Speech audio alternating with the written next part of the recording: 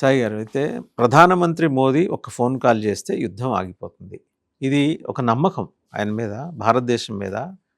విశ్వగురువు భారతదేశం కనుక ఇనిషియేషన్ తీసుకుంటే ఆగిపోతుంది. ఇది చెప్పింది యుఏఈ దౌత్యవేత్త, డిప్లొమాట్. వాళ్ళకి ఆ కాన్ఫిడెన్స్ ఎలా బిల్డ్ అయింది? అట్ ద సేమ్ టైం చాలా కాకతాళీయంగా అదే సందర్భంలో పార్లమెంట్లో మనం ఏం చేస్తున్నాము, ఇరుక్కుపోయిన భారతీయులను వెనక్కి తీసుకొచ్చేందుకు ఏం చేస్తున్నాం అని జయశంకర్ గారు కూడా ప్రధానమంత్రి తరఫున ఆయన ఒక ప్రకటన చేశారు. చేస్తూ ఇలాగా 50 స్పెషల్ బెడ్స్ నేను ఒక్కరోజు పెట్టింది, మళ్ళీ వాళ్ళు 100 పెడుతున్నారు, తీసుకొస్తున్నాము ఇరుక్కుపోయిన వాళ్ళని. నమ్మకం పెంపొందించే ఒక ప్రక్రియ భారతదేశం వైపు నుంచి నడుస్తుంటే మన మీద నమ్మకం ఉన్న ప్రత్యేకించి గల్ఫ్ దేశాలకు చెందిన దౌత్యవేత్తలు మాట్లాడటం అనేది ఒక పాజిటివ్, ఒక కొహెసివ్ అట్మాస్ఫియర్ క్రియేట్ చేసింది. నేను ఓకే, కరెక్ట్. యాక్చువల్లీ ఇప్పుడు ప్రస్తుతం పార్లమెంట్ సమావేశాలు జరుగుతున్న టైంలో, బడ్జెట్ సమావేశాలు రెండవ దశ నడుస్తున్నటువంటి టైంలో విపక్షాలేమో ఇరాన్ యుద్ధం గురించి చర్చించాలి అని అంటున్నారు. సో మన దగ్గర విపక్షాలు మాట్లాడుతున్నాయి. అఫ్ కోర్స్ ఇరాన్ యుద్ధంలో మనం అసలు దౌత్యపరంగా ఫెయిల్ అయిపోయాము, ఇది ఫారెన్ పాలసీ ఫెయిల్యూరు అన్ని మాట్లాడుతున్నారు, అది వేరే విషయం. అదే టైంలో జయశంకర్ గారేమో ఇక్కడ నిన్న ఒక సూమోటో స్టేట్మెంట్ అంటారు. జనరల్గానే ఇరాన్ యుద్ధం జరుగుతున్న టైంలో అసలు ఏం జరుగుతుంది పశ్చిమాసియా యుద్ధంలో అనేది, అండ్ భారత్ ఏం చేస్తుంది అని చెప్పే ప్రయత్నం ఆయన చేశారు. ఆయన 2-3 అంశాలు, ఒకటి అక్కడ ఉన్నటువంటి మన భారతీయుల విషయంలో ఆయన మాట్లాడారు. ఇప్పటికే 60,000 మందిని తీసుకొచ్చేసాము, ఇంకా కావాలంటే మిగతా వాళ్ళకు తీసుకొస్తాము. అండ్ అక్కడ ఉన్నటువంటి నాయకులతోటి మోదీ గారు స్పష్టంగా మాట్లాడారు. అక్కడ ఉన్న ముఖ్యంగా గల్ఫ్ దేశాల అధినేతలందరితోటి మాట్లాడారు. సో అక్కడ మన వాళ్ళకి ఏం ఇబ్బంది లేకుండా మనం చూసుకుంటున్నాము అనేది ఒక పాయింట్. సో మొత్తం 1 కోటి మందిని వెనక్కి తీసుకొస్తామా అని అంటే తీసుకురాం. అఫ్కోర్స్ అక్కడ శాంతి నెలకొల్పడం అనేది ఒక ప్రక్రియ జరుగుతుంది ఆటోమేటిక్గా. రెండోది ఏంటంటే డిప్లొమాటిక్ ఛానల్స్లో మనము అందరితో మాట్లాడుతున్నాము.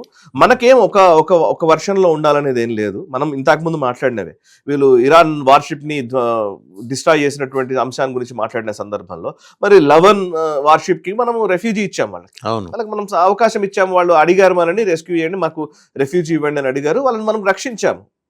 ఓకే, సో ఇది కూడా మనం చెప్పాం. అంటే మన దృక్పథం కూడా అసలు ఏ దేశానికి సంబంధం లేదు అనే ఒక కోణం ఒకవైపు అయితే, అన్ని దేశాలతో సమానంగా మేము మాట్లాడగలుగుతాము అనేది ఇప్పుడు తెచ్చినటువంటి డాక్టరైన్ మన ఇండియన్ ఫారెన్ పాలసీ. సో అందులో భాగంగానే మనం అందరితో మాట్లాడుతున్నాము. రెండోది ఎనర్జీకి సంబంధించినటువంటి క్రైసిస్, ముఖ్యంగా ఆయిల్ సప్లై విషయంలో వచ్చినటువంటి ఈ ప్రాబ్లమ్ని, ఈ ప్రతిష్టంభనని, దీన్ని ఎట్లా మనం ఎదుర్కొంటామనంటే డైవర్సిఫికేషన్ చేస్తున్నాం. మనం యుఎస్ నుంచి ఆయిల్ కొనుగోలు చేస్తున్నాం, వెనెజులా నుంచి ఆయిల్ కొనుగోలు చేస్తున్నాం, ఇంకా అది కాక బ్రెజిల్, లాటిన్ అమెరికన్ దేశాల నుంచి ఆయిల్ తీసుకుంటున్నాం, ఇంకా కొన్ని వెస్ట్ ఆఫ్రికా దేశాల నుంచి తీసుకుంటున్నాం.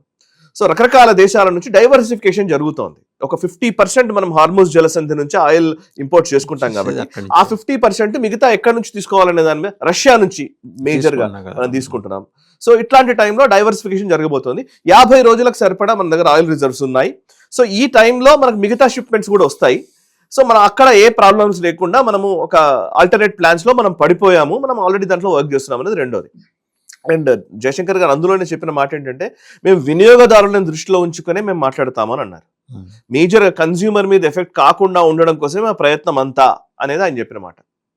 ఆల్రెడీ G7 దేశాలు కూడా సమావేశమయ్యాయి. ఇప్పుడు ఆయిల్ క్రైసిస్ నేపథ్యంలో ఆయిల్ ధరలు విపరీతంగా పెరుగుతున్నటువంటి టైంలో దాన్ని కంట్రోల్ చేయాలన్నారు. అది ఆల్మోస్ట్ మళ్ళీ కంట్రోల్లోకి వస్తోంది G7 ఇంటర్వెన్షన్ తోటి. సో అన్ని దేశాలు ఇప్పుడు ఏంటంటే, మన భారతదేశం ఒకటే ఈ ధరని ఎక్కువ తీసుకుంటే కష్టపడుతుంది అని అనడానికి లేదు. యూరోపియన్ దేశాలు ఇప్పుడు చాలా నరకం అనుభవిస్తారు, మనకన్నా ఎక్కువ అండి. ఎక్కువ వాళ్ళకి డిపెండెంట్ నేషన్స్ వాళ్ళు వాళ్ళు ఎక్కువ సఫర్ అవుతున్నారు. ఇప్పుడు సమ్మర్ వస్తుంది, ఈ సమ్మర్ వస్తే వాళ్ళకి చాలా కష్టం. వాళ్ళకి ఇంకా నిజంగా చెప్పాలంటే అన్ని దేశాలకి అవసరమే. ఇప్పుడు మనం ఎనర్జీ క్రైసిస్ మన ఒక్కళ్ళకే కాదు. సరే, దాన్ని మన భారతదేశం మన అవసరాలను దృష్టిలో ఉంచుకుని ఏం చేయాలనేది ఆలోచిస్తున్నారు, రెండో అంశం. మూడోది జియోపొలిటికల్ స్ట్రాటజీస్లో అసలు బేసికలీ మనం ఇరాన్ అండ్ ఈ గల్ఫ్ దేశాలు, అటు ఇజ్రాయిల్, అటు అమెరికాలు ఉన్న నేపథ్యంలో దీన్ని ఎట్లా మనం సమస్యని పరిష్కరించగలుగుతాము అంటే కనుక ఓవరాల్ గా మన ప్రపంచంలో ఎవరిని చూసినా కానీ అంటే భారతదేశము దీన్ని ఖచ్చితంగా హ్యాండిల్ చేయగలదు అని నమ్ముతున్నారు. ఎందుకంటే రష్యా ఉక్రెయిన్ విషయంలో కూడా ఇది ప్రూవ్ అయింది.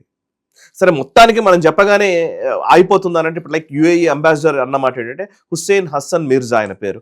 ఆయన అన్న మాట ఏంటంటే, యుఏఈకి సంబంధించిన అంబాసిడర్, మన భారతదేశం అంబాసిడర్ అయిన దౌత్యవేత్త, ఆయన చెప్పింది ఏంటంటే మోదీ గారు ఒక ఫోన్ కాల్ చేస్తే ఇటు ఇజ్రాయెల్తో మాట్లాడగలరు, అటు ఇరాన్తో మాట్లాడగలరు, అటు అమెరికాతో మాట్లాడగలరు. కాబట్టి మోదీ గారు ఫోన్ కాల్ చేస్తే యుద్ధం అయిపోతుంది అని స్టేట్మెంట్ ఇచ్చాడు. ఆయనకున్న కాన్ఫిడెన్స్, నమ్మకం అది.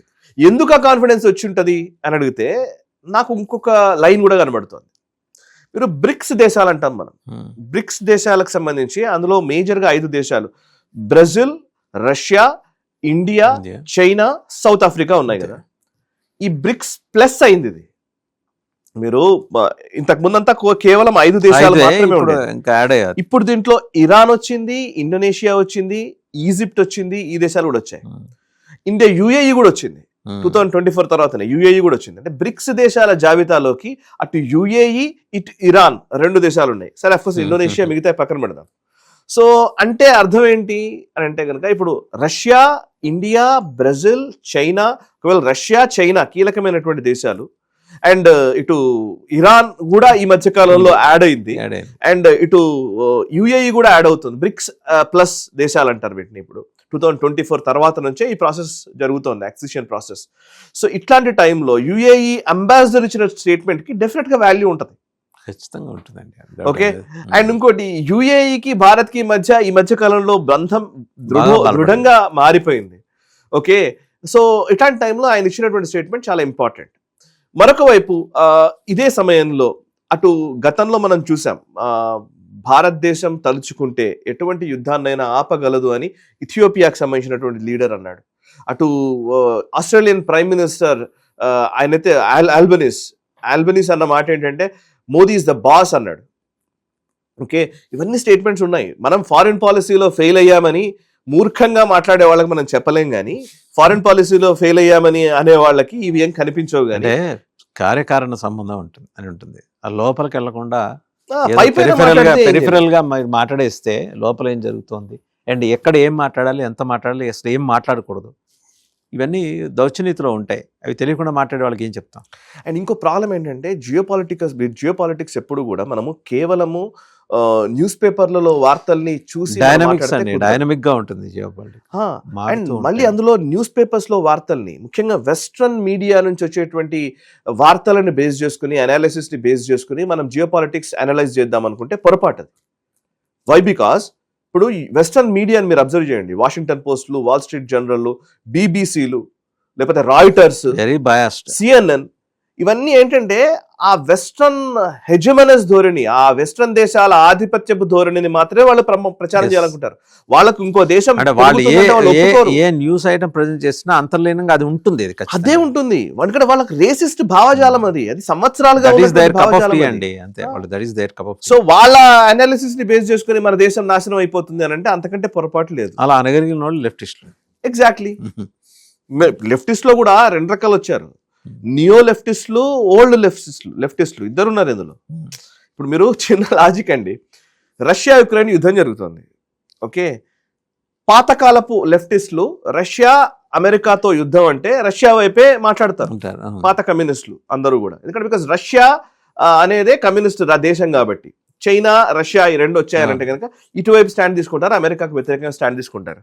కానీ నియో లిబరల్స్, నియో లెఫ్టిస్టులు మీరు అబ్జర్వ్ చేస్తే ఈ మధ్యకాలంలో లెఫ్టిస్టులు, లిబరల్స్ వీళ్ళంతా కూడా ఉక్రెయిన్ స్టాండ్ తీసుకుంటారు.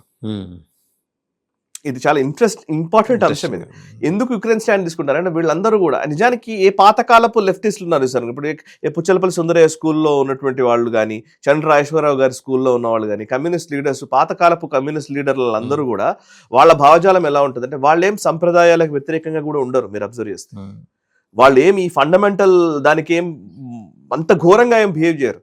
వాళ్ళేమి ఇప్పుడు నిజంగా చెప్తున్నారు, జేఎన్యూలో జరిగే హగ్ ఫెస్టివల్, కిస్ ఫెస్టివల్ని పాతకాలపు కమ్యూనిస్టులు ఒప్పుకునే వాళ్ళ అడగండి.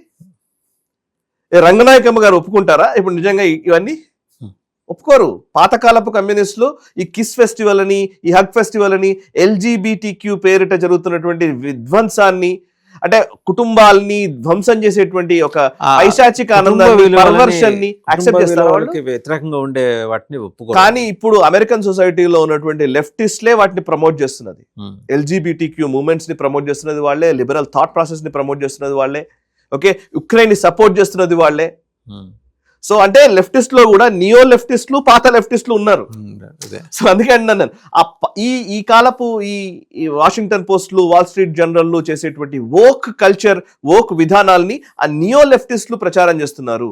పాపం కన్ఫ్యూజన్ లో వీళ్ళు చేసింది కూడా కమ్యూనిజమే అనుకుంటున్న వాళ్ళు ఉన్నారు. కామ్రేడ్ గిద్రేడ్ అనేసరికి ఆ పాత వాళ్ళకు కూడా ఇబ్బంది. నేను చాలా మంది కమ్యూనిస్ట్ పెద్దలతో మాట్లాడుతుంటాను అప్పుడప్పుడు, వాళ్ళకు కూడా తెలియట్టే వీళ్ళు యాక్సెప్ట్ చేయరు. జరుగుతున్నాయా అని డిఈఏ అని వచ్చిందండి, డైవర్సిటీ ఈక్విటీ ఇంక్లూజన్ అని ఒక ఆప్షన్ వచ్చింది. ఒకటి ఏంటి కార్పొరేట్ కల్చర్ లో వచ్చింది అది. అసలు డైవర్సిటీ ఈక్విటీ బేసికలీ మీకు చిన్న లాజిక్ చెప్తాను. కమ్యూనిస్ట్ థియరీలో ఇప్పుడు కార్పొరేట్ ఇండస్ట్రీలో ఎంప్లాయీస్ కి కొన్ని గైడ్ లైన్స్ ఉన్నాయి. ఎంప్లాయీస్ గైడ్ లైన్స్ ఏంటంటే మీరు మీ స్పౌజ్ ఏం చేస్తుందని అడగకూడదు, మీ వైఫ్ లేదా హస్బెండ్ అని వాడకూడదు, మీ పార్ట్నర్ అని వాడాలి. కొలీగ్ తో మాట్లాడేటప్పుడు మీరు వైఫ్ ఆర్ హస్బెండ్ అని యూజ్ చేయకూడదు. ఎందుకంటే వైఫ్ కావచ్చు హస్బెండ్ కావచ్చు, మగవాడినే పెళ్లి చేసుకోవచ్చు మగోడు, ఆడామని పెళ్లి చేసుకోవచ్చు ఆడామా. సో అందుకే వాళ్ళకి ఏంటంటే మీరు వైఫా హస్బెండ్ అని యూజ్ చేయొద్దు, మీరు పార్ట్నర్ అని వాడండి. ఇట్లాంటి టర్మినాలజీ వచ్చింది ఇప్పుడు కార్పొరేట్ కల్చర్ లోకి. దీన్ని పాతకాలపు కమ్యూనిస్టులు యాక్సెప్ట్ చేస్తారా? సో కష్టాలు ఉన్నాయి. అందుకే ఇప్పుడు నెరేటివ్ వార్ లో అమెరికన్ నెరేటివ్ వార్ ఇప్పుడు ఎమోషనల్ దృక్పథంలోకి వస్తున్న టైంలో మనం ఉన్నాము. ఆ ఎమోషనల్ దృక్పథంలోకి వస్తున్నప్పుడు భారత్ ని ఆలోచించేటప్పుడు భారత దృక్కోణం నుంచి ఆలోచించాలి, కానీ అంతర్జాతీయ పరిణామాల్ని వాళ్ళు ఎలా అనుకుంటున్నారో అదే కరెక్ట్ అనే భావంలో మాట్లాడడం తప్పు. సో ఇప్పుడు జయశంకర్ గారు కానీ మోదీ గారు కానీ లేకపోతే వాళ్ళు ఏం చేయగలుగుతారు, వాళ్ళే వాళ్ళ మొత్తం యుద్ధాన్ని మంత్రదండం పెట్టుకుని మ్యాజిక్ బ్యాండ్ తోటి క్లోజ్ చేస్తారని కాదు, అంటే వాళ్ళ ఎఫర్ట్స్ కి అంతర్జాతీయంగా ఒక మర్యాద ఉంది. Yes exactly. గతంలో అసలు మనల్ని ఎవరు పట్టించుకోలే. ఇవాళ అట్లీస్ట్ యూఏ అంబాసిడర్లు వీళ్ళు మాట్లాడుతున్నారు. గతంలో మనల్ని ఎక్కడ పట్టించుకున్నారు చెప్పండి? వియత్నాం వార్ లో మనం ఎక్కడున్నాం? ఓకే, ఆ తర్వాత జరిగిన ఇరాక్ వార్ లో మనం ఎక్కడున్నాం? తాలిబాన్ యుద్ధంలో మనం ఎక్కడున్నాం? మన పాత్ర ఏంటి చెప్పండి? Our presence was not felt అండి, నాట్ ఫెల్ట్. సో అండ్ మనం దాన్ని అప్పుడు ఏమనుకున్నామంటే మనం అసలు ఎవరు మనని పట్టించుకోని టైంలో మనం అసలు ఎవరు పట్టించుకోకుండా పర్వాలేదు, అదే మన విధానం అనుకున్నాం. ఎవరు పట్టించుకోకపోవడం మన విధానం కాదు. ఎవరి వైపు వెళ్లకుండా మనల్ని మన our presence should be felt, right? So దాన్ని మనం చూపించగలగడం కూడా మన విధానం కావాలి అనేది అప్పటికిప్పటికి డిఫరెన్స్ అదే, అంతే స్పష్టంగా వచ్చింది. ఎగ్జాక్ట్లీ అది ఇప్పుడు జరుగుతోంది. లెట్స్ సీ ఏం జరుగుతుంది రాబోయే రోజులు, ఇంకేం జరుగుతాయి. థ్యాంక్ యూ సాయి గారు.